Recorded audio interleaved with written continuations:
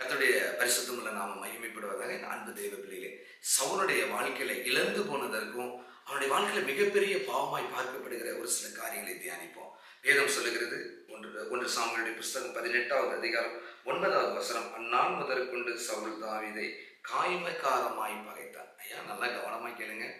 தாவீதை இழந்து போனதற்கு அல்ல, சவுல் இழந்து போன பெரிய ராஜ்யமாக இருக்கட்டும், அவனுடைய வாழ்க்கையில மிகப்பெரிய ஒரு காரியத்தை இழந்து போனதற்கு ஒரு சின்ன பாவம், காய்மக்காரம் அவனுடைய வாழ்க்கையில இருந்ததுனால அவன் என்ன சொல்றது, பொல்லாத ஆவியினாலே பிடிக்கப்பட்டு அந்த ராஜ்யங்களை இழந்து போனவனாக காயமப்பட்டான். இந்த காய்மக்காரம், பொறாமை பிளஸ் எரிச்சல், இது ரெண்டு சுபாவ கேடுகள் அவனுடைய வாழ்க்கையிலே தேவன் வைத்த திட்டங்களை, தேவன் ஏற்படுத்தின பெரிய உயர்வையும் இழந்து போவதற்கு மிக முக்கியமாக இருந்த ஒரு காரணத்தினமா இந்த காய்மக்காரம் சவுலுடைய வாழ்க்கையிலே.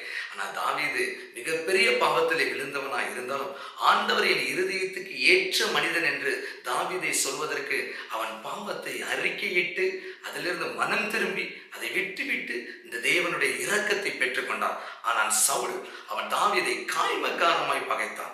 அதாவது சவுல் காய்மக்கார, பொறாம பிளஸ் எரிச்சல், இது ஒரு பெரிய பாவமா பிரதர்? இது ஒரு பெரிய ராஜ்யத்தை இழக்க பண்ணுமா? இது ஒரு பெரிய மனிதனுடைய செல்வாக்கை இழக்க பண்ணுமா? தேவன் உயர்த்தின அந்த பாதையிலிருந்து கீழே சரிந்து விழும்படியாக இது பண்ண முடியுமானா? நிச்சயமாக வேதம் சொல்லுகிறது, சவுல் தாவீதை காய்மக்காரமாய் பகைத்தான். இவன் பெரிய பாவத்திலே, ஒரு வேசித்தன, ஒரு விபச்சார, ஒரு பெரிய பாவத்திலே விழுந்து போன தாவீதை தான் கர்த்தர் தூக்கி எடுத்து நிறுத்தி இவன் இருதயத்துக்கு ஏற்ற மனிதன் சொன்னாரு.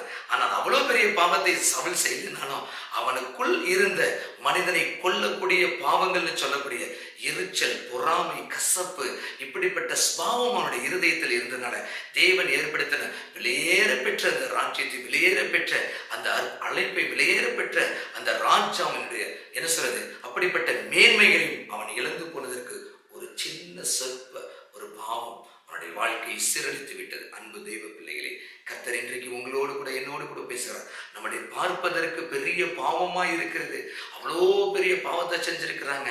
ஆனா பெரிய ஒரு வேசித்தனத்துல விழுந்தவனும் ஒரு பெரிய பாவிதான்.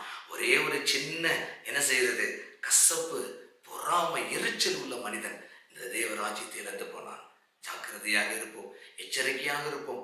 இந்த மனித என்ன சொல்றது, இப்படிப்பட்ட சுபாவங்கள், நீங்கள் நான் ரட்சிக்கப்பட்டு மாற்றப்பட்டு எல்லா காரியங்களும் வேறு பிரிக்கப்பட்ட இந்த வாழ்க்கைக்குள் வந்த உங்கள் ஒவ்வொருவருடைய வாழ்க்கையிலும் இப்படிப்பட்ட சுபாவங்கள் இருக்கிறதா என்பதை செக் பண்ணி பார்ப்போம். இன்னைக்கு ஆண்டவரே, நீர் கொடுத்த ராஜ்யத்தையும், நீர் கொடுத்த மகிமையும், நீர் கொடுத்த மேன்மையும் நான் இழந்து போயிடக்கூடாதுன்னு சொல்லிட்டு இன்றைக்கு முடிவெடுப்போம். கர்த்தர் உங்களுடைய ஒவ்வொருவருடைய வாழ்க்கையிலும் கிரியை செய்வார், மேன்மைப்படுத்துவார். இயேசுவின் நாமம் மகிமைப்படுவதாக. ஆமென்.